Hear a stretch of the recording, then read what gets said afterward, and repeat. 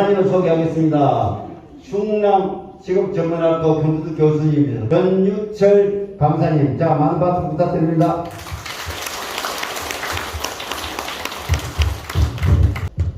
자, 안녕하십니까? 안녕하세요. 네, 반갑습니다. 네. 자, 오늘 만나 뵙게 돼서 아주 반갑습니다. 많이 오셨네요. 그래서 제 이름은 여기 보입니까? 전유철입니다. 네. 가운데 유자 빼면 뭐가 되죠? 전철입니다. 이름이 쉽죠? 제 이름을 기억하라고 제가 유철입니다. 그죠? 그래서 우리가 생활하면서 가장 몸이 무겁게 느껴질 때가 있어요. 그때가 언제냐면요, 밥을 많이 먹었을 때도 아니고 비로소 철 들었을 때, 철 들었을 때가 가장 무겁다고 그럽니다. 그래서 저는 태어날 때부터 철이 있는 남자예요. 철이니까. 그죠? 철은 들었는데 제 아내는 저보고 아직도 철이 안 들었대요. 그래서 무철씨 그럽니다. 무철씨. 그래서 살짝 기분이 상해가지고 저는 다른 데 가서 제 친구 영철이한테 가서 화풀이를 합니다. 영철, 철이 없죠? 영철이, 아이고 여기 철 없는 놈 많네, 이렇게 농담을 합니다. 영철이나 공철이나 무철이나 다 철이 없습니다. 유철 빼고요. 네. 그래서 오늘 강의 주제가 행복한 노년의 삶, 다음 부제가 내 삶의 추억 여행입니다. 제가 소설을 쓰게 된 동기, 문학에 대해서 오늘 강연을 할 겁니다. 잠깐. 자, 먼저 철. 그런데 철들 이런 속담이 있죠. 철들자 네, 망령이다 그러죠. 네, 그래서 대부분 남성분들이 철이 늦게 들어요. 노인 돼서도 안 든다 그럽니다. 철 들면 바로 망령이 든다. 그래서 우리 잠깐 혈액형 얘기를 좀 잠깐 해볼게요. 네, 저는 O형입니다. 우리 식구들은 다 B형이에요. 그래서 B형끼리 잘 놀아요. 저만 외톨이가 되네요. 자기들끼리 끼리끼리 잘 뭉쳐. 근데 역시 피가 좀 있는 거 봐요. 우리 O형인 분 손 한번 들어보시겠어요? O형. 네, 맞습니다. 별로 많지 않습니다. A형 손 들어보세요. A형. 예, 우리나라에 A형이 제일 많습니다. A형. 그다음 AB형인 분. 네, AB형인 분. 네, 여기 있습니다. 거의 같은 악수 한번 하시죠? 네, 같은 피인데. 그 다음에 예, 어우 손 벌써 악수하고 난리 났습니다. 네, 반갑습니다. 좋습니다. A형 했죠? A형. O형 아까 했고 B형. B형하고 O형하고 비슷합니다. 네. 자, 우리 음식에 비유해서 혈액형이 있는 재밌는 얘기가 있어요. A형을요 소세지라고 부른답니다. 소심하고 세심하고 지랄하고. B형은요 오이지라고 부릅니다. 오이지. 오만하고 이기적이고 지랄하고. O형은 단무지라고 합니다. 단순하고 무식하고 지랄하고. 나하고 다른 사람은 다 지랄 맞은 거야. 그럼 AB형은 지라고 합니다. 왜요? 지랄 맞고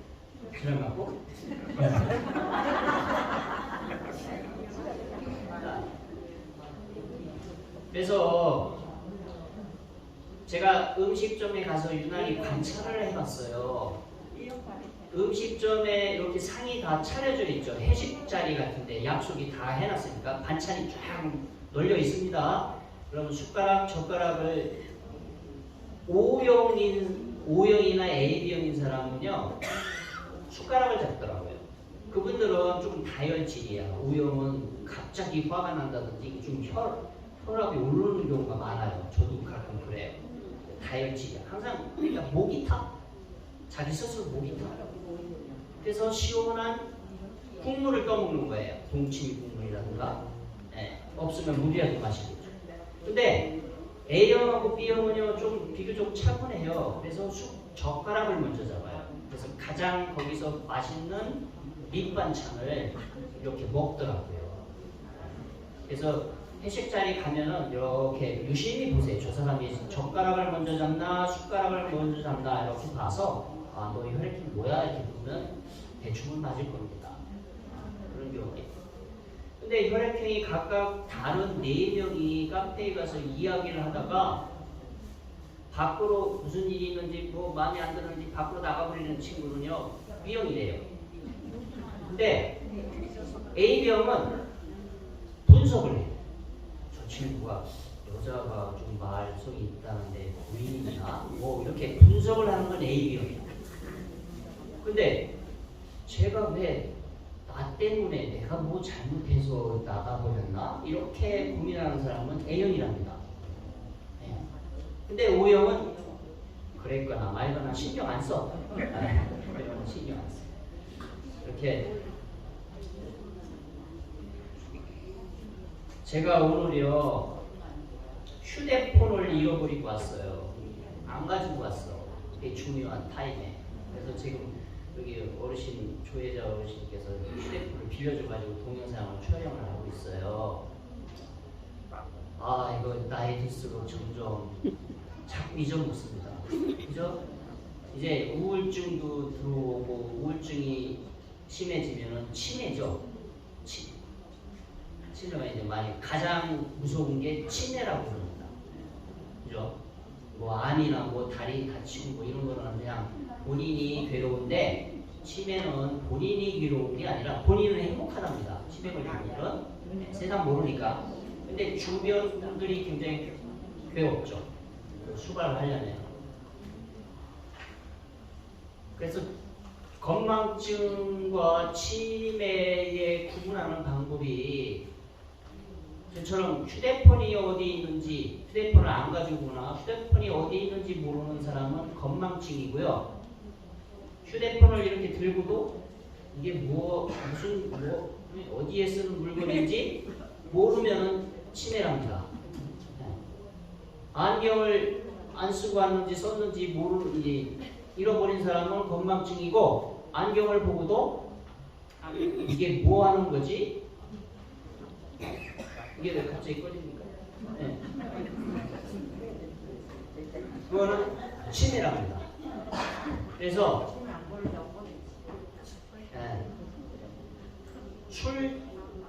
술이 취했을 때 아내가 예뻐 보이면 건망증이고요. 아내를 볼 때마다 예뻐. 그건 치매랍니다.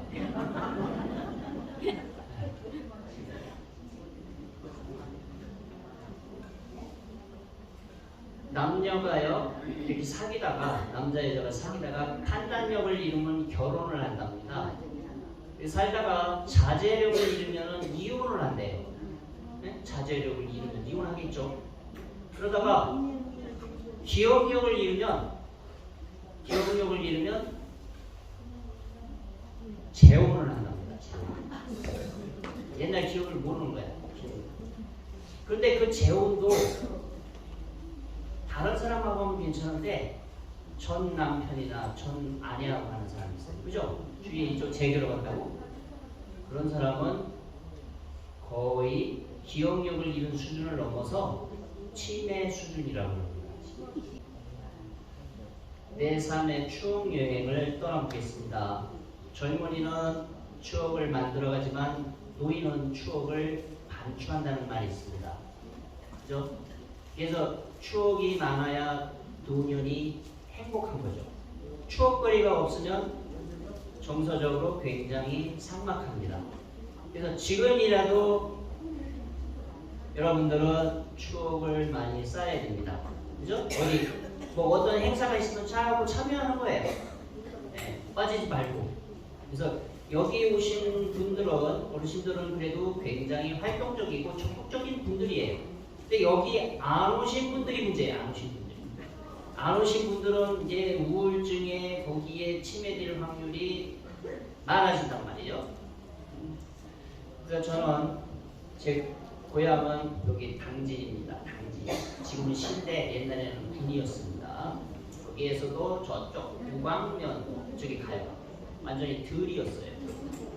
우리 고향은요 완전히 들이었고 산이 하나도 없어. 산.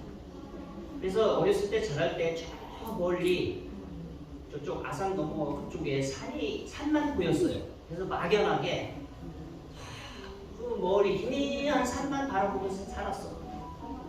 근데 이제 국민학교를 굉장히 멀었어요. 신장로를 따라서 이제 국민학교를 다녔죠. 그 당시 1960년대입니다. 저도 이제 베이비붐 세대예요. 베이비붐. 들어보셨죠? 베이비붐 세대가 1963년부터 1955년까지 사이를 베이비붐 세대라고 해요. 우리나라 전쟁이 53년에 끝났죠. 50 끝나고 2년 지나서 55년부터 아이를 굉장히 많이 가졌어요. 아이를. 외국에서도 그래요. 외국에서도 베이비붐 세대가 있었는데 1차 대전이 끝나고 2차 대전이 끝나고 전쟁이 끝난 이후로는 아이를 많이 낳는 그러한 시대였어요. 어쨌든 제가 클 당시에는요 굉장히 아이가 많았어요. 동네에 엄청 많았어요. 제가 58 개띠인데요. 우리 개띠 친구들이 엄청 많아요. 거기 동네뿐만 아니라 전국에 많은 거예요. 그 당시 많이 났죠. 그래서 친구들하고 이제 학교를 다녔는데 학교하고 학교하고 차이점이 있더라고요. 아십니까? 야, 학교 가라고 그러잖아요. 근데 학교를 다니는 애들은 그래도 공부를 좀 하는 애들이에요. 공부를 좀 하는 애들. 근데 공부를 안 하고 남이 가니까 따라다니는 사람은 학교라고 해요. 그래서 학교는 다니는 거고요. 학교는 댕기는 거예요. 그래서 학교와 학교의 차이가 있어요. 지금은 초등학교라고 이름을 바꿨죠? 네. 언제 바꿨습니까? 김영삼 대통령일 때 가장 큰 업적이라고 합니다. 어쨌든 그 당시에는 그 미군들이 이렇게 부호품을 많이 줬어. 그래서 옥수수빵 그 노란 빵 있잖아요. 그거 드셔본 분 한번 손 들어보세요. 드셔. 예. 추억의 빵입니다. 그 다음에 밀가루도 나눠줬어요. 그 밀가루 빵 있고, 그 다음에 이렇게 동그랗게 해서 볼록하게 나온 빵. 밀가루 빵. 그걸 쇼빵이라고 그러더라고요. 쇼빵. 제가 인터넷 찾아봤어요. 근데 요즘에는요, 그거 재료를 판매해요. 추억의 빵이라고 해가지고 옛날 향수 해가지고 그거 판매해가지고 직접 그 만드는 방법을 인터넷에 나와 있어. 그래서 그걸 먹고 있더라고요. 그래서 어쨌든 그 빵을 책보자기를 메고 딸랑딸랑 다녔죠. 그때는 가방이 없었으니까 책보자기에 책을 싸가지고 멀리 갔었어요. 그래서 들에는요 진짜 먹을 게 없어요. 과일이라는 게 없어. 전부 다 그 평야야, 평야. 이 평택도 물론 이제 평야지만 제가 또 평택에 들로 나왔어요. 논 사이에 마을이 있어요. 마을. 그래서 집마다 논이 있어. 거기는 이제 벼밖에 없어요. 그래서 먹을 게 없었어요. 과일이 없으니까. 뭘 먹느냐? 무밖에 없었어. 무 뽑아 먹는 거. 길에 있으면 학교가 오다가 무를 뽑아 먹는 거. 그거밖에 없었어. 예, 그 당시 이제 제 집이 2남 2녀였어요. 2남 2녀. 맨 위에가 딸, 그 다음에 아들. 그래서 제가 막내예요. 우리 엄마가 산수를 잘해서 딸 낳거든요. 근데 이제 우리 형이 제가 이제 막내, 우리 형이 저하고 6살 위인데 그 형은 초등학교 한 1학년과 2학년 다니다가 서울로 유학을 갔어요. 우리 작은아버지가 거기서 대학 다닐 때 같이 해가지고. 그러니까 집에서는 저 남자는 저 혼자밖에 없어. 누나 둘은 여자들끼리만 이렇게 보이지 남자가 안 돌아. 항상 저는 혼자였어. 가만히 생각해 보면. 그래서 집에 있지를 못하고 이제 그 동네마다 우리가 그 구강면에 대포리였어. 그 옆에 소포리, 공포리, 무섭죠? 리가 막 그랬어. 근데 이제 마실을 간다고 그러죠. 학교 갔다 오면은 집에 없어요. 어머니가 가서 일하시고 여자들 갖고 항상 혼자 있어. 그러면 딱지를 접습니다. 딱지를 접어가야 되잖아. 다락 위에 막 뒤져보면은요. 옛날 작은 아버지가 대학 다니는 그 책이 그 책을 뜯어가지고 딱지를 한 10장 처음엔 10장만 접어갔었어. 다 읽고 또 그 다음에 20장 접어. 그래가지고 갑니다. 이제 윗뜸, 아랫뜸, 중간뜸이 있었어. 중간뜸에서 애들이 모여요. 그때 베이비붐 세대니까 엄청 많이 애들이 많아. 근데 다른 집은 다 형들, 이렇게 우리 친구들하고 하는데 형들하고 같이 놀이니까 형들이 좀 아무래도 알려주잖아, 그 방법을. 그러니까 당연할 수가 없어. 그래서요, 다 잃고 턱턱 올 때는 항상 그 저녁 때였어. 해가 뮤연할 때 그냥 허탈한 마음으로 일었으니까 그런 기분이 좋지 않잖아요. 집에 와가지고 그 다음날 또 학교 가가지고 또 딱지를 줘. 또 보다 다 읽고 그거하고 이제 구슬치기 있었어. 구슬치기, 그죠? 이렇게 원을 그어놓고 거기다 구슬을 넣고 쳐서 먹는 구슬치기.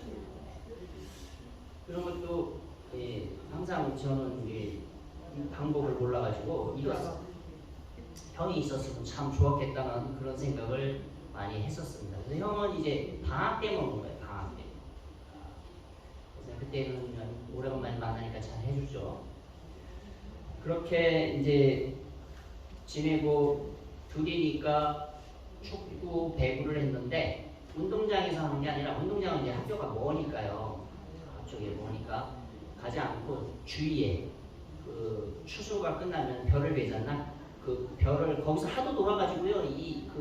별 둥지가 다 판판하게 됐습니다.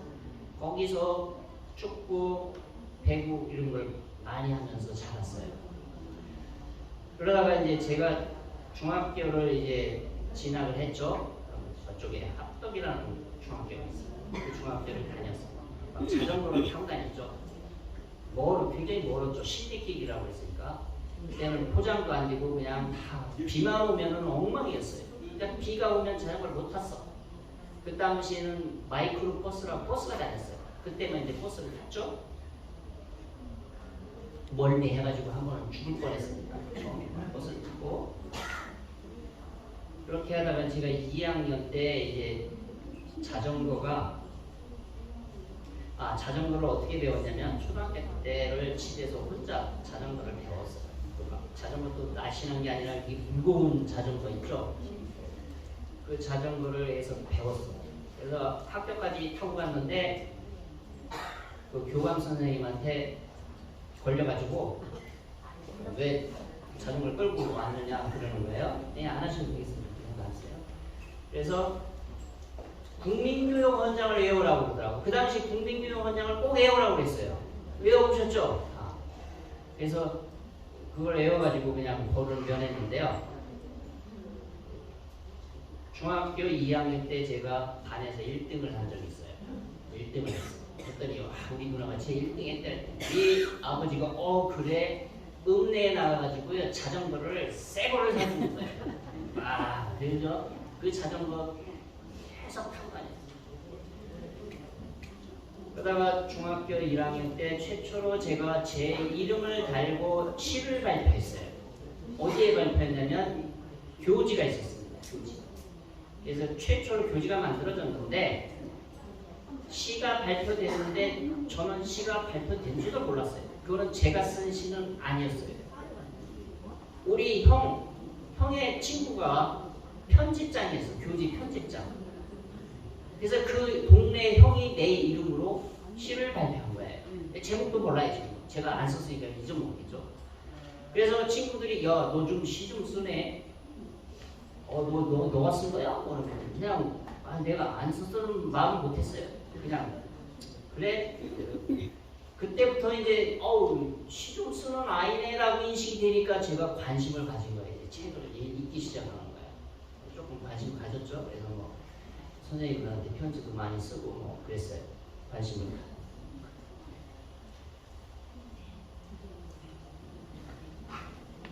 그러다가 이제 제가 이제 고등학교를 들어가야 되잖아요.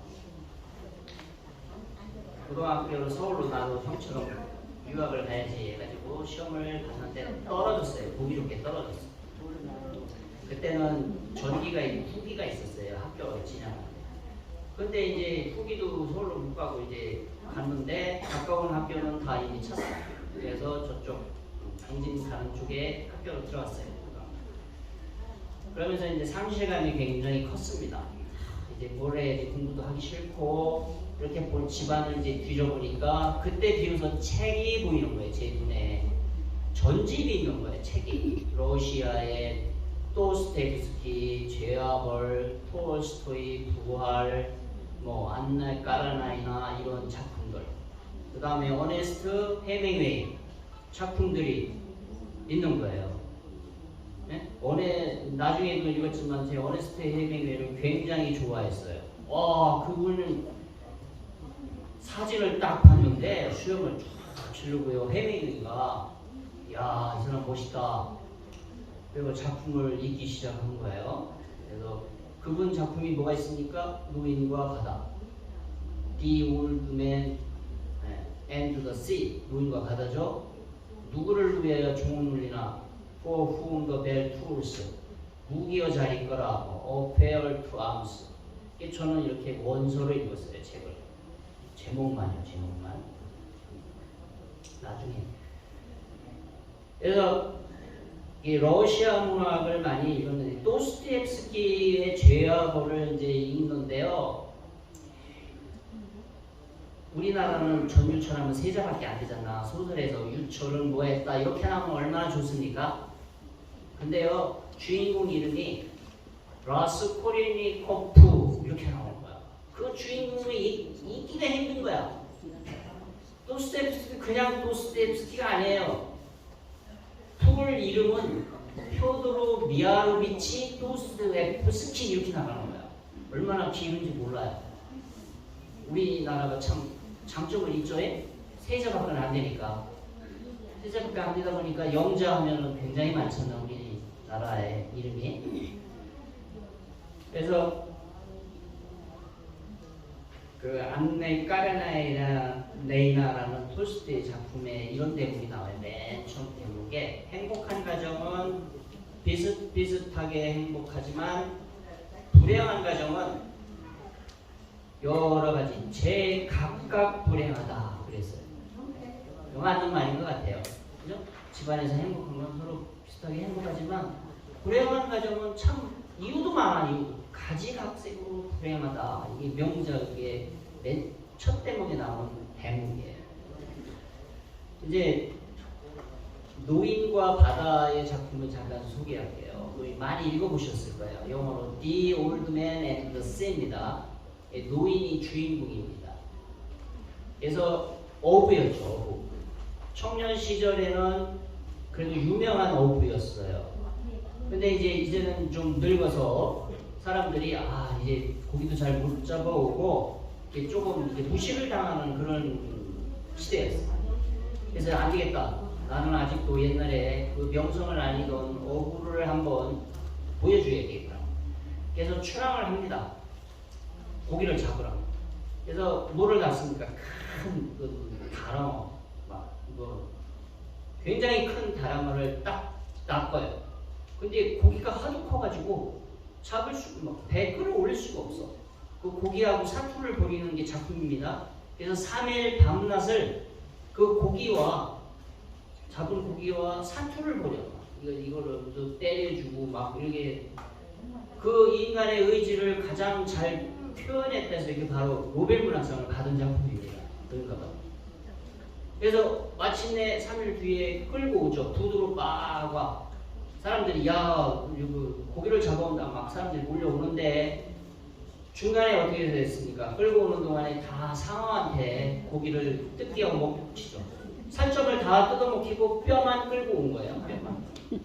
아 사람들이 막 깔깔 웃는데 노인이 이제 들어와서 아주 깊은 잠을 잡니다. 아주 그렇게 고생을 했으니까 죽음 같은 잠을 자면서 꿈을 꾸는데 사자의 꿈을 꾸면서 이제 소설이 끝나요. 저 강가에 건너편에 보면은 그 사자가 막 달려가고 이 짐승을 향해서 달려가는 그 늠름한 자태, 그 자태를 그 노인은 항상 그 동경해 왔었어요. 자, 결론은 뼈밖에 없었죠. 근데 그게 우리 인생이란 결과가 아니라는 뜻이죠. 그 노인이 고기를 잡겠다는 열망, 꿈을 가지고 출항을 해서 고기와 사투를 벌이던 인간의 의지, 그 과정이 가장 중요했던 것이지 결과가 중요한 건 아니라는 거예요. 그 작품에서 말하고 싶은 게 바로 그거였습니다.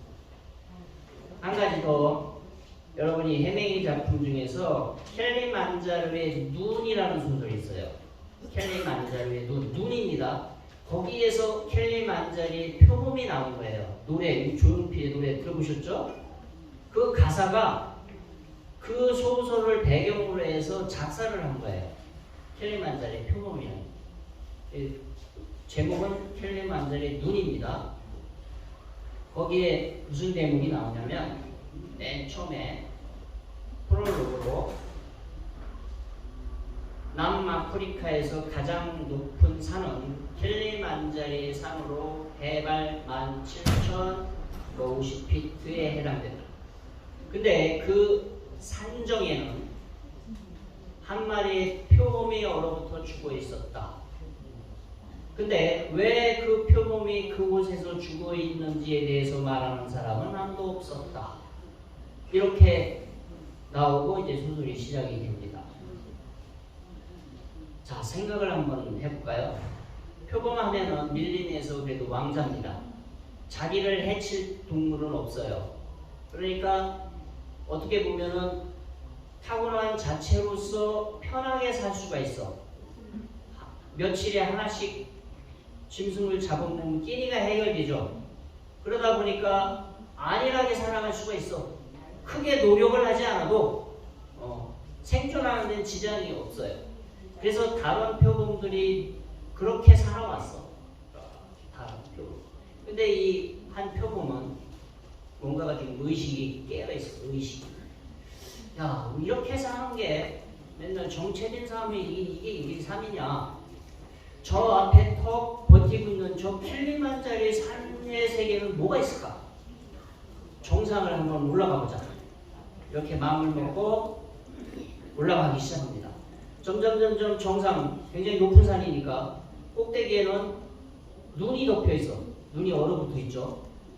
쌓여 있으니까 다른 짐승들이 못 살죠. 안 살니까 당장 먹이를 못 구하는 거야. 이게 뭐 하루 이틀 걸려서 가는 게 아니라 한 달은 걸려서 가겠죠. 정상을 향해서. 그러다가 끝내 먹이를 못 구해서 기아의 표범이 얼어붙어 죽고 만 거예요. 결론을 보게 되면 그거 무슨 일이냐. 험한 일 아니야. 어떤 목표도 못 이루고 가서 얼어붙어 죽은 거냐. 삶이 아까도 말씀드렸다시피 결과가 아니라는 얘기죠. 그 표범이 미지의 세계에 대해서 동경을 가지고 뭔가 도전하겠다는 의지가 중요했던 거죠. 그 과정이 굉장히 높이 사야 될 일이죠. 우리 삶도 마찬가지입니다. 인생은 과정입니다. 과정. 그래서 매일매일이 충실하면 되는 거죠. 우리는 어차피 다 죽으니까요. 그죠? 어쩔 수가 없는 숙명입니다. 그래서 이어령 교수가 이런 말을 하면서 죽었어요. 젊은이는 늙고 늙은이는 죽는다. 네, 어쩔 수 없는 겁니다. 거기에 하다가 이제 나중에 누구를 위해 종을 울리나도 이제 이렇게 두껍죠. 왜 우리 중학교 다닐 때는요 영화를 그렇게 많이 봤어요. 학교에서 뭐 한 달에 한 2번, 3번을 봤어. 그러면 학교 끝나고 야 이제 주머니 칠판에다 딱 적어. 야 오늘 무슨 영화? 그 읍내에 영화관이 있었어요. 지나다니다 보면 막 간판들이. 그래서 학교를 한 3시간만 하고 그냥 영화관 갈 사람 가고 집에 갈 사람 집에 갔어. 그래서 영화를 뭐 누구를 위해 종을 울리나도 그때 봤는데요. 그리고 작품도 뭐 읽었죠. 그러다가 이제 제가 책을 많이 읽었다고 했잖아요. 그 당시 이제 눈이 떠가지고 이제 고등학교 다닐 때도 우선 책가방에 이 두꺼운 소설책을 먼저 딱 넣어. 그리고 나머지 여백에 그날 들은 교과서를 넣고 없으면 부족하면 그냥 안 넣고 그냥 갔어요. 그래서 쉬는 시간마다 책을 읽었어요. 이거 굉장히 두꺼운 거죠. 그래서 사람들이 이제 뭐 쟤는 책 읽는 애다 이렇게 생각했어요. 공부에는 관심이 없었어요. 1학년 때만. 이제 그 당시에 이제 제가 집에서 마이크로 버스를 타고 읍내에 와서 다시 버스를 이제 큰 버스를 타고 당진 쪽으로 가다가 이제 학교로 가는 거예요. 근데 이제 그 당시에 보면은 같은 남자도 있고 여자도 있으니까 여학생이 눈에 이제 관심이 가는 거야. 그래서 그래 누군가 이제 남자들이 그래 제 이름이 누구래 영자래. 그러냐? 이름이 누구? 성은 제가 안 밝힙니다. 이름만 영자. 그래. 그래서 제가 편지를 쓰기로 한 거예요. 저는 그 여학생이 좋아서 편지 쓴 게 아니라 뭔가는 쓰고 싶었습니다. 그래서 편지를 했던 것 같아요.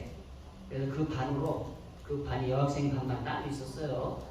편지를 써가지고 보내는 사람은 제 이름만 썼어. 그리고 학교도 다른 학교도 있었어. 그랬더니 얼마 있다가 저를 부르더라고. 그 여학생 그 담임이 교무실로 불려갔어요. 야 여기 아무개 고등학교에도 전유철이가 있나? 이렇게 물어보더라고요. 그래서 네? 무슨 소리예요? 이 편지 내가 보냈지? 예 그렇습니다. 그리고 사실 반성문 써. 그래서 쓰라고 반성문 썼어. 그 당시 이제 다시는 하지마 그래가지고 편지가 또 갔을 거니까 한 번 보내고 또 갔잖아. 근데 두 번째 또 편지가 오니까 또 오래. 그래서 또 반성문을 또 썼어. 신나게 썼죠. 그때는 뭔가 쓰고 싶었으니까요.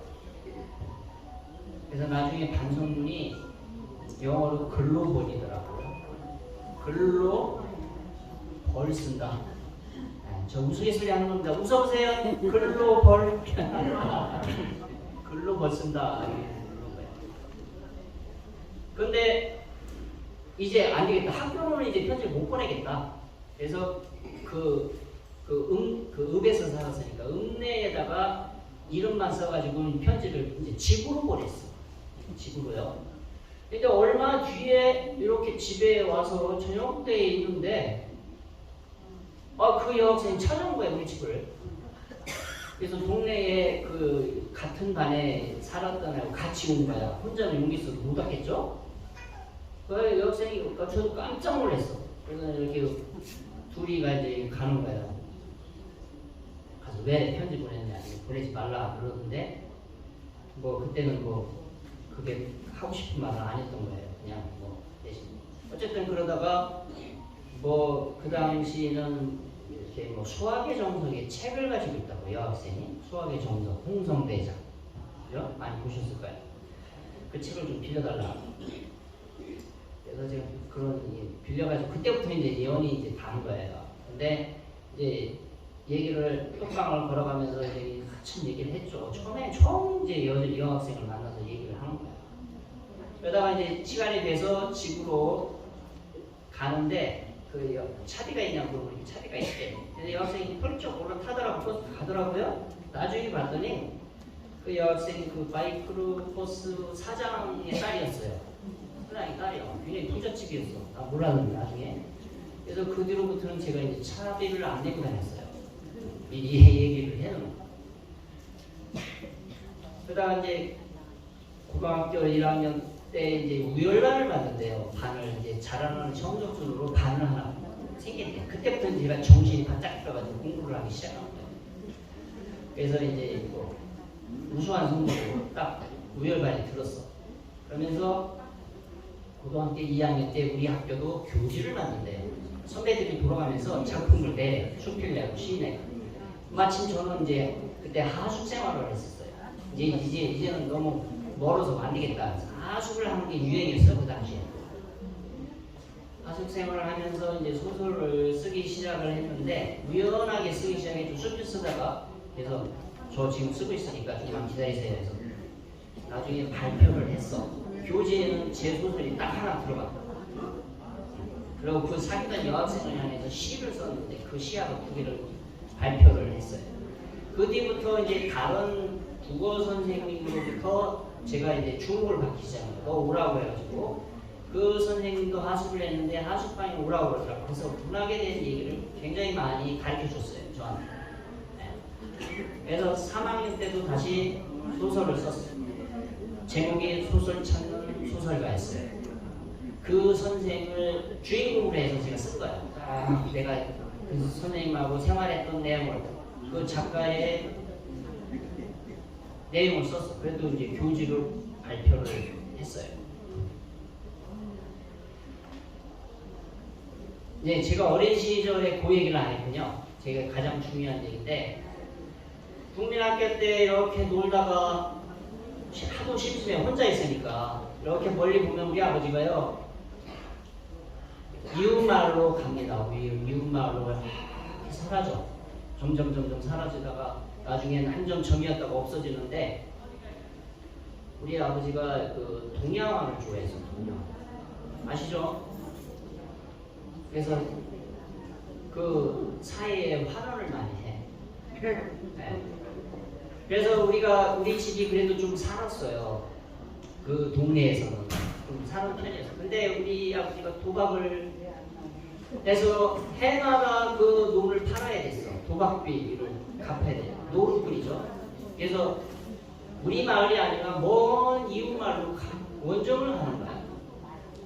그래서 제가 그 배경으로 아버지의 배경을 해서 소설을 겨울바람인데 우리 아버지 그 얘기를 써서 당선됐어요. 데뷔를 했어요. 참 아이러니하죠. 그래서 겨울만 되면 농촌에서는 그래요. 봄, 여름, 가을까지는 이제 농사를 그래도 하니까. 근데 추수가 끝나면 이제 겨울이 오는데 겨울만 되면 사람들이 노름을 내. 노름이라고 그랬죠. 그때는 도박. 우리 아버지가 우리 어머니가 소금을 엄청 끓였어요. 그 많은 돈을 다 팔아야 됐어. 도박으로.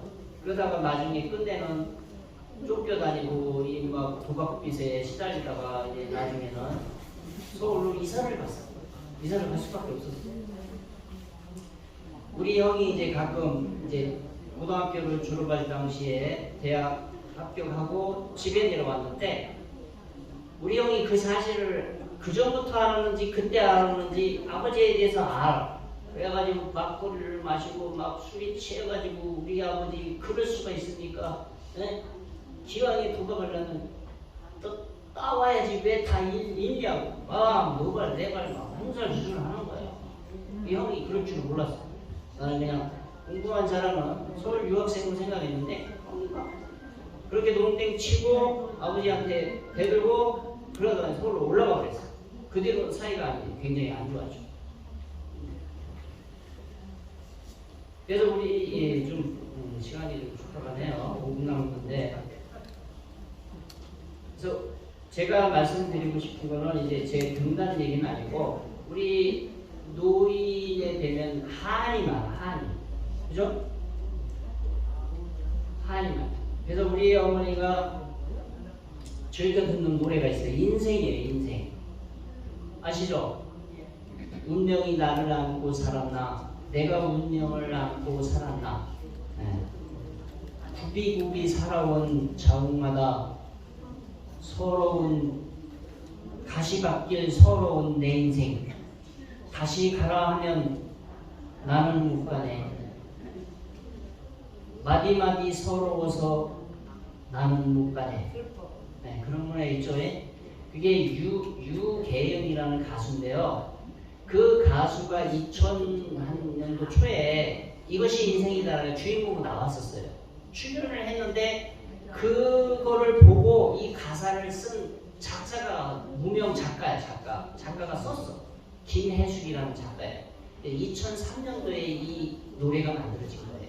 그래서 지금까지 그 유계영이라는 가수가 그래서 뜬 거예요. 참 인생 알 수가 없는 거죠. 네, 세웅지마에. 그래서 한을 우리 어머니가 만나면은 얘기를 하죠. 자식들 않죠. 자식들도 어느 정도 아는데 그만하라. 한을 좀 풀어라. 한 번 더 하면 100번이다. 그래도 우리 어머니는 계속 그런 얘기를 하면서 어느 정도 지금 살아 계세요. 90몇 세인데 아버지는 돌아가셨어요. 얼마나 한이 많은지 우리 어머니는 아버지 발인 때 참석을 안 했어요. 발인 때도 안 가셨어요. 그 정도 했었는데 지금은 좀 어느 정도 한이 풀렸어요. 그래서 그 한을 푸는 방법이 자꾸 얘기를 해야 된대. 얘기. 한 얘기 또 하고 또 한다고 그랬죠. 그거는 왜 그렇게 여러 번 하냐면 그 한을 풀기 위해서 하는 거래. 그러면 어느 정도 이게 이제 완화가 돼. 그러다가 에이구 그래도 우리 남편이 허우대 하나는 좋았지. 남편이 잘못이야? 그 꼬드낀 놈들이 잘못이지. 요렇게 이제 순화가 되는 거예요. 그래서 돌아가실 때 그거를 다 화해를 하고 돌아가셔야지 그 분노를 가지고 그냥 돌아가시면 안 되겠죠. 네. 제가 마지막으로 딱 2분 남았는데요. 제가 시를 많이 외웠어요. 고등학교 때부터 시를 많이 외웠는데 지금도 그때 외운 시들이 좀 있습니다. 사평역에서라는 시인데 박재구 시인이에요. 1980년대 분단적입니다. 그 80년대만 해더라도 굉장히 열차가 다니는 대합실, 호르만 대합실에서 그 기차를 기다리는 그 전경을 묘사한 시예요. 한번 낭송을 해보겠습니다. 막차는 좀처럼 오지 않았다. 대합실 밖에는 밤새 송이눈이 쌓이고 흰무라 수줍꽃 눈 시린 유리창마다 톱밥 난로가 지펴져 있었다. 내면 깊숙이 할 말들은 가득해도 청색의 손바닥을 불빛 속에 적셔두고 모두들 아무 말도 하지 않았다.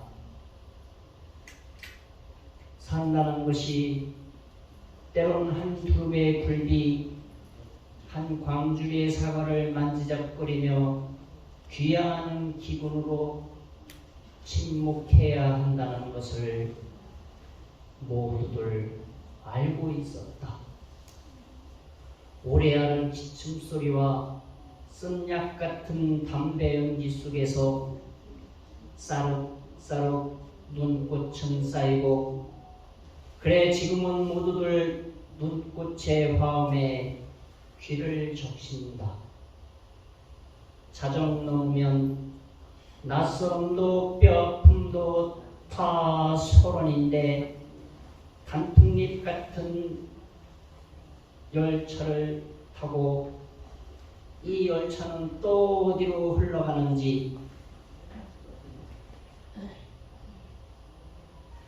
마지막에 생각이 안 납니다. 죄송합니다. 자, 이상으로 오늘 마치겠습니다.